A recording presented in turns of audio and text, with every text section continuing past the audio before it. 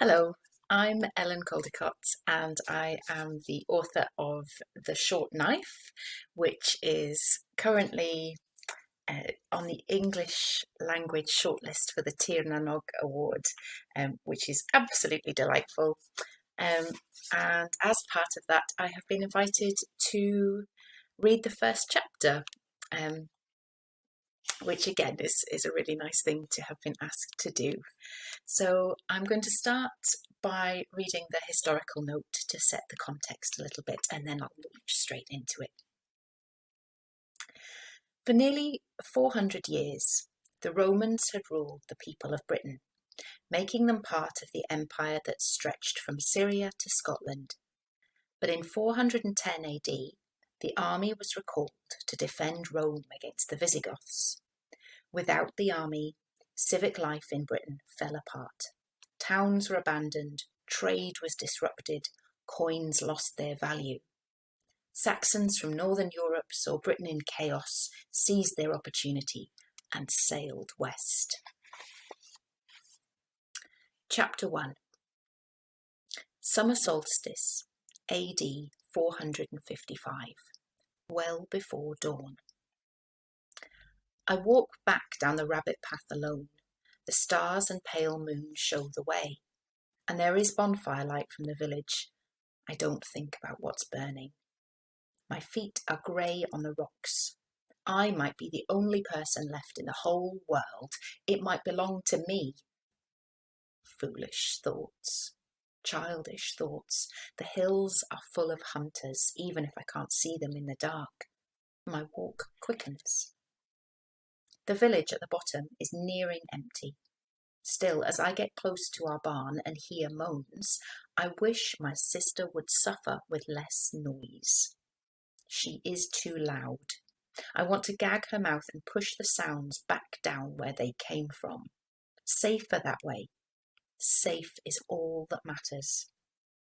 As I pull open the flapping leather door, I stop and look back at the hill. The path is bone white in the black before dawn. I see no people, no movement. I stand on the threshold. It isn't too late to turn back, to follow the path if that's what I choose.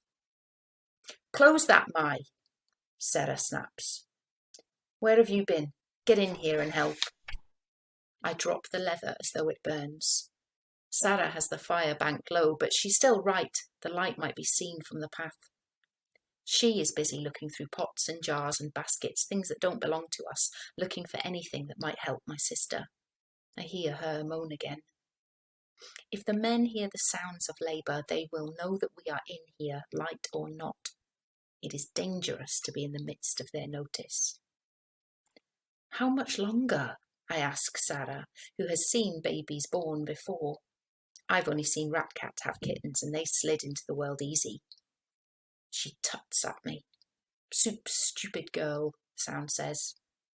We're not ready for it. No hot water, no swaddling. Don't wish it to come any sooner. But I do wish it, I do. The faster the baby comes, the safer we will be, and if it comes too early to live, then maybe all the better. The Welsh barn is dark, and I hope Sarah hasn't seen that thought on my face. I ask Iesu Grist, the baby, his father, and Ghost for forgiveness. This baby can't help being wild chick born. I feel my cheeks pink in the dark. My sister cries out. I can't see her from the doorway. She labours behind the sack curtain that Sarah has hung to hide her shame in case any of our people come back. Sarah and I wait on the other side in blackness that drips from the roof like something living.